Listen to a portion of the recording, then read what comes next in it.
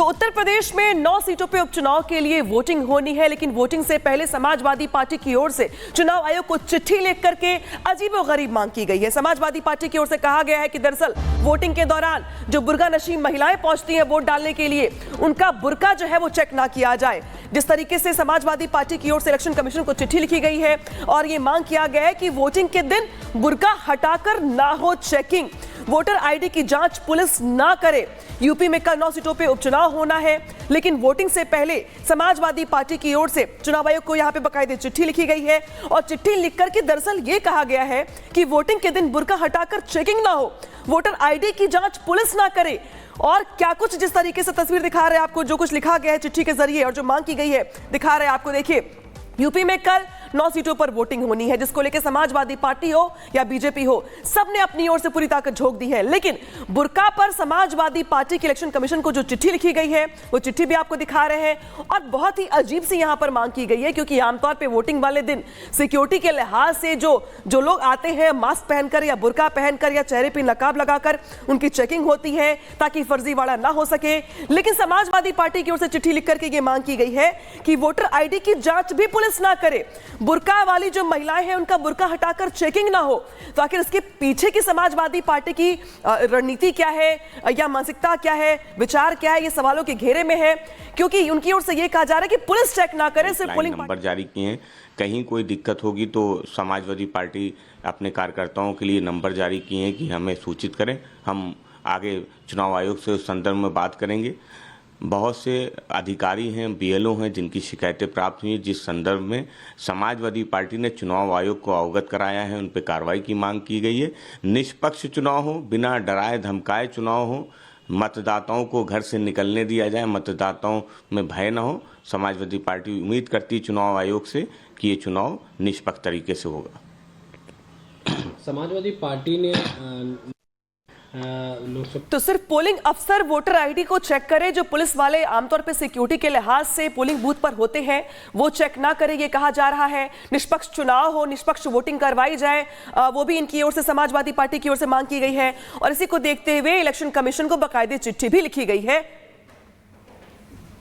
और सीधे रुख करते सहयोगी राघवेंद्र का। राघवेंद्र, जरा समझाइए दर्शकों को कि समाजवादी पार्टी की ओर से जो चिट्ठी लिखी गई है इलेक्शन कमीशन को, इस चिट्ठी के मायने क्या, समाजवादी पार्टी क्या मांग करना चाहती है? क्या कोई डर है, कोई भय है या निष्पक्षता को लेकर मन में सवाल? अनामिका, देखा जाए ये हैरान करने वाला पत्र है। एक राजनीतिक दल इस तरह का पत्र कैसे लिख सकता है? आप सोचिए, एक तरफ लोकतंत्र में कहा जाता है कि निष्पक्ष चुनाव हो, एक तरफ कहा जाता है कि अवैध वोटिंग रोका जाए। भला आप बताइए, वोटिंग सेंटर पे किसी भी महिला, कोई भी महिला हो, हिंदू हो, मुस्लिम हो, कोई भी धर्म की हो, अगर वोटर है वो और वोट करने जा रही है, आधार कार्ड से अगर उसका चेहरा मिलाया जा रहा है तो इसमें क्या गलती है, क्या गलत है? आप सोचिए किस तरह की बेतुकी ये डिमांड कर बैठी है समाजवादी पार्टी। इससे मैसेज किया जाता है, सीधा सीधा समाजवादी पार्टी कुछ मैसेज देना चाह रही है, कुछ कहना चाह रही है जो कह नहीं पा रही है। इसका बहुत बड़ा मीनिंग है, बहुत बड़े मायने हैं। समाजवादी पार्टी क्या सभी लोग समझ रहे हैं कि आप सोचिए कि लंबी लंबी लाइनों में जो कतारें लगती हैं उनकी चेकिंग ना हो, उनके एड्रेस और फोटो ना उनको मिलाया जाए। तो इस तरह की अगर चीज़ें आ रही हैं, इस तरह की अगर डिमांड आ रही है, इस तरह का अगर एप्लीकेशन लिखा जा रहा है चुनाव आयोग को, तो ये बहुत हैरत करने वाली बात है। बाकी इसमें किसको बुरा लगना चाहिए? वैध वोटर हो, जो नागरिक हो भारत के, जो वहां पर जिनका वोटर और लिस्ट में नाम हो, उनके पास आधार हो, सब बिल्कुल राघवेंद्र, जिस तरीके से आप जानकारी दे रहे हैं, यहाँ पर ये लगातार सवाल बना हुआ है कि बुर्का तो बहाना है, इसके पीछे वोटों की राजनीति है। बढ़ेंगे आगे और आप बात करेंगे। तो प्रदेश में 9 सीटों पर कल यानी कि 20 नवंबर को उपचुनाव है और यहाँ पर मतदान होगा। जहां एक तरफ बीजेपी के लिए नाक का सवाल बना हुआ है, वहीं सपा की बात करें तो इससे अपनी निर्णायक लड़ाई के तौर पर वो देख रहे हैं। यही वजह है कि दोनों ही पार्टियों ने अंतिम समय तक इस चुनाव को लेकर के अपनी ताकत झोंक रखी है। चुनाव प्रचार पर भले ही आचार संहिता का असर हो, लेकिन सोशल मीडिया इस समय जंग का अखाड़ा बना हुआ है। रिपोर्ट देखिए।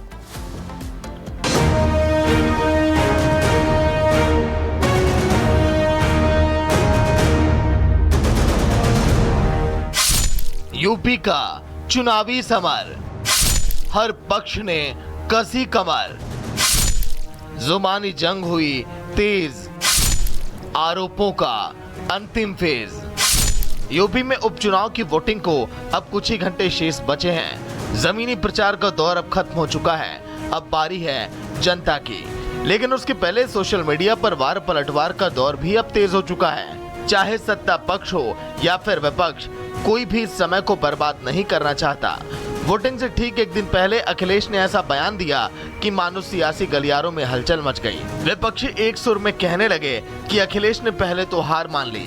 पहले हम आपको वो पोस्ट दिखाते हैं जिसमें अखिलेश लिखते हैं, प्रिय उत्तर प्रदेश वासियों और मतदाताओं, उत्तर प्रदेश आजादी के बाद के सबसे कठिन उपचुनावों का गवाह बनने जा रहा है।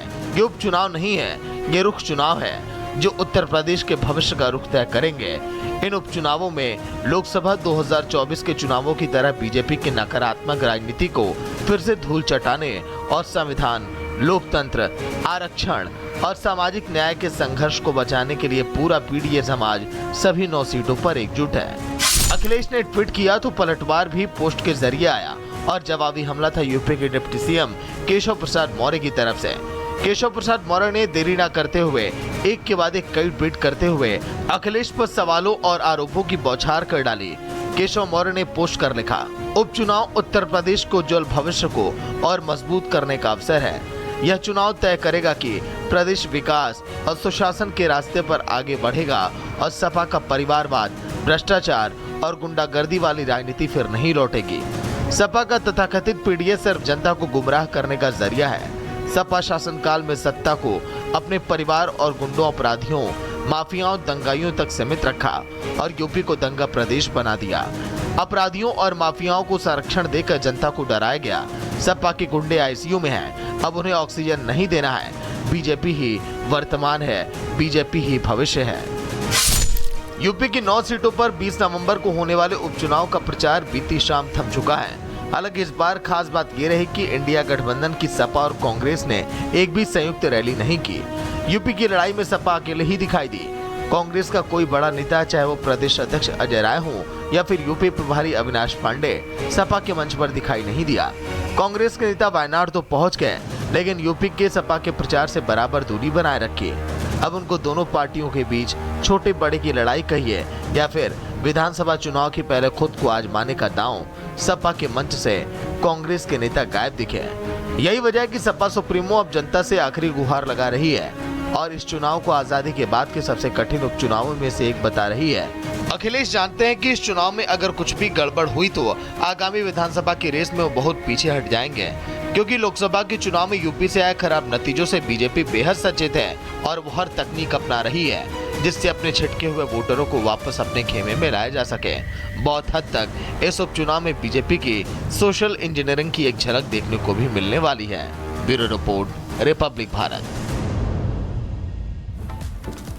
तो देखिए 20 नवंबर को 9 विधानसभा सीटों में उपचुनाव के लिए वोटिंग होनी है। उससे पहले किस तरीके से बुरके वाला दांव समाजवादी पार्टी की तरफ से चला गया है। लेकिन अब आपको बताते हैं कि जिन 9 सीटों पर उपचुनाव होना है, कटेहरी अंबेडकर नगर से है, वहां पर उपचुनाव होना है। करहल, मैनपुरी की करहल सीट पर चुनाव होना है। मुजफ्फरनगर के मीरापुर सीट पर चुनाव होना है। वहीं गाजियाबाद में भी उपचुनाव होना है, वोटिंग होगी। मिर्जापुर की मंझवा में भी उपचुनाव होना है। सीसामऊ, ये कानपुर नगर की सीसामऊ सीट है। यानी कि ये तमाम वो हॉट सीट है जो हम आपको बता रहे हैं किन 9 सीटों पर उपचुनाव होना है, ये आपको बताया है। तो देखिए किस तरीके से एक बार फिर से समाजवादी पार्टी की तरफ से उपचुनावों से पहले बुरके वाला दांव चला गया है। लेकिन जब नतीजे आएंगे तब पता चलेगा आखिर ये दांव कितना कारगर साबित होता है। और आगे बढ़ेंगे, बिल्कुल अब आगे और बता दें आपको, देखिए फूलपुर, प्रयागराज की फूलपुर सीट पर भी उपचुनाव होना है। वहीं मुरादाबाद की कुंदर की सीट पर भी